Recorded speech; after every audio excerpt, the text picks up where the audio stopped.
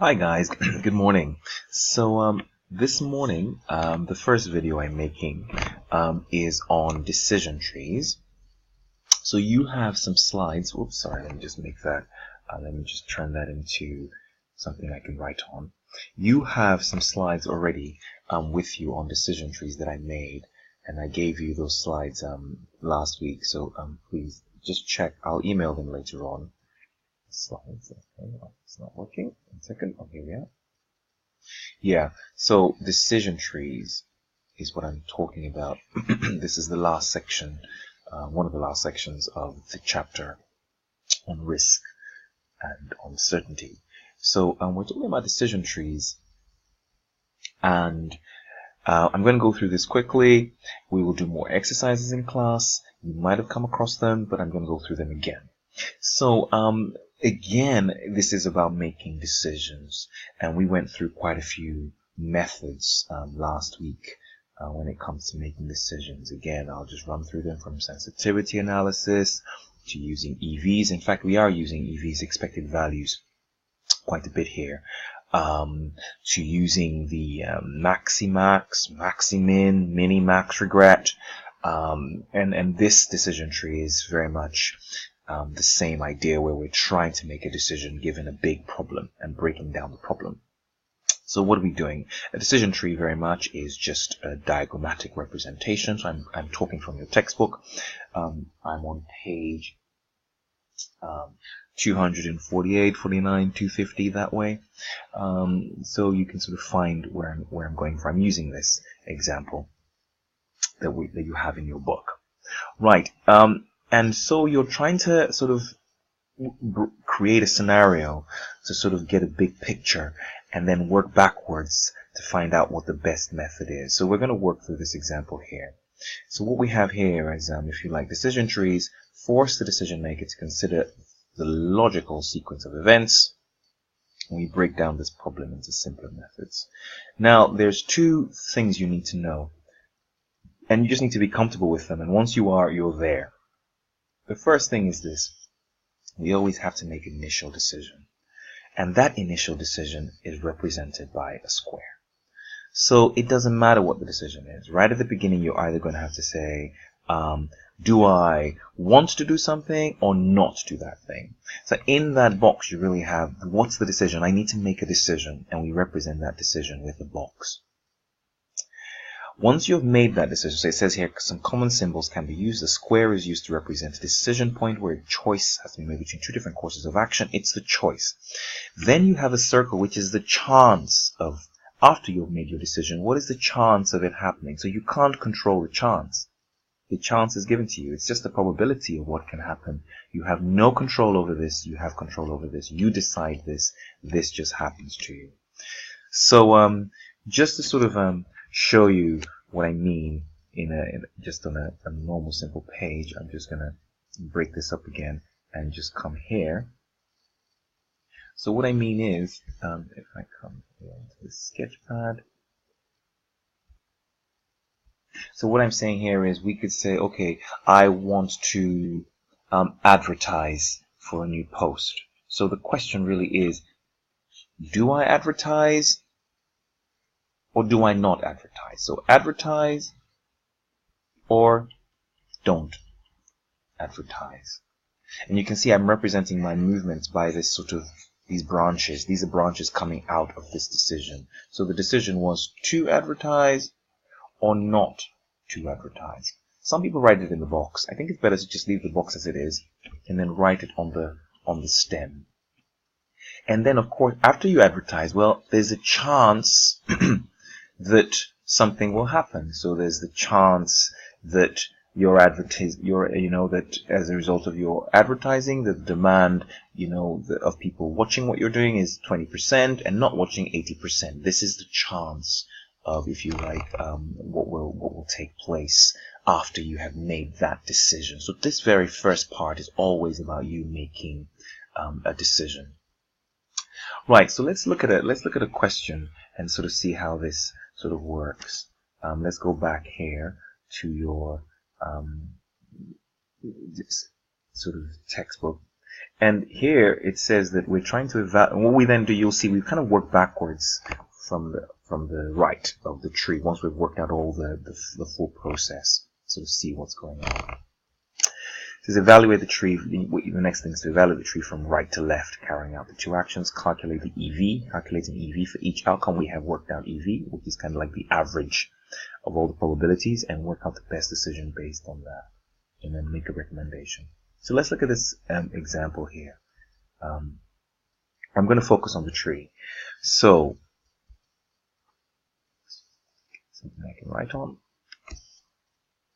So what is it saying? A university is trying to decide whether or not to advertise a new post. So that's the decision. The decision is, do we advertise or do we not advertise? Well, that's really it, first of all. And it says the number of students starting the program is dependent on economic conditions. So again, I'm going to focus on here just to sort of really show you exactly what I mean here with this tree. If we advertise, we have that branch, or we don't advertise, we have that branch over there. So if the economic conditions are poor, it is expected that the program will attract 40 students without advertising. So I'm not on this branch, I'm on this branch. I've chosen not to advertise. So I come to this idea of chance. So there is a chance that the economic conditions would be poor. Again, that's my branch. Or the economic conditions might be good. Oh, I'm using. So let me go on to a clean page. Again, just to emphasize how we build this tree. Right? Economic conditions were poor, 60%. So here we are again. I am here. I make the decision to advertise or not advertise. If I advertise, there is the chance that the economic conditions would be poor, and I've been told that that is 60%. We tend to recognize this with, if you like, a decimal notation. Or the economic conditions could be good, and that is 0.4 or 40%. And that's how we recognize these events. So it'll then tell you, oh, based on this, I'm trying to come back here. You'll see we always arrive back at this sort of this chance. This is a chance. This is the decision. And it tells us, the question goes on to tell us what happens what the results are, if it's poor or if it's good. And we sort of do the same thing for advertising, and we carry on. So just again, this very first lecture, it's a short one, is just to show you how this is built. Right, let me go back out, back to the question. And it says that if the economic conditions are poor, it is expected that it will attract 40 students without advertising. So coming back here, will that give me back my page? Oh, brilliant, it will. 40 students without advertising, and 20 students without advertising. So what it's telling me here is I will get 20 students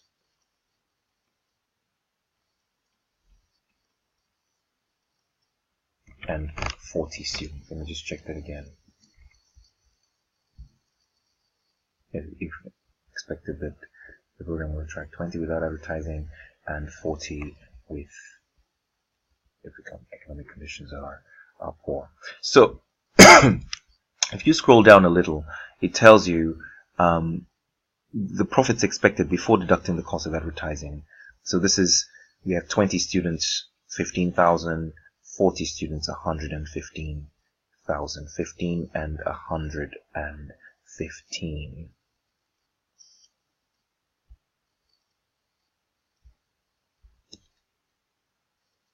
So I have 15,000 here and 115,000. So here straight away I already have the relevant profits, if you like, whether I substitute the 40 students with the 115,000 and that with the 5,000, it doesn't really matter.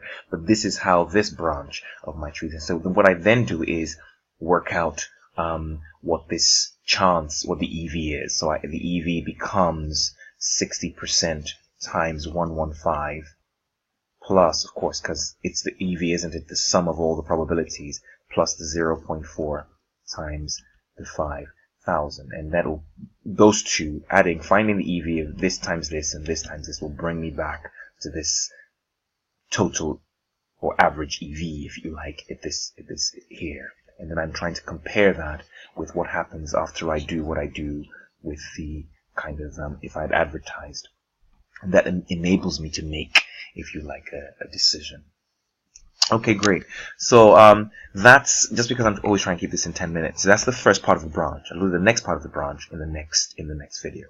But again, what I want you to take away from this is this idea of decision making being squares and chance being just the probability. You have you have no control, forgive me, over these or what happens here, but you have control about whether you advertise or not advertise. And the aim is to always work backwards to see what's the best decision I should take given those probabilities, that I have. Okay, great stuff. I'll see you in the next video.